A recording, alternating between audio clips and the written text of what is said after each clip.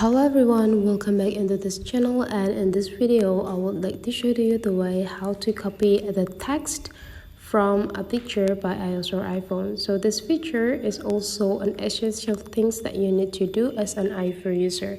So the thing that you have to do, open your photo library and you just need to find out the picture that containing the text that you want to copy. For me, let's say this one.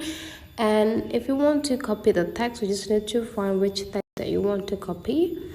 And let's say I would like to try copy this, and then you just need to go click into the text and hold it until there will be this type of section, and then you just need to copy the text that you want to copy.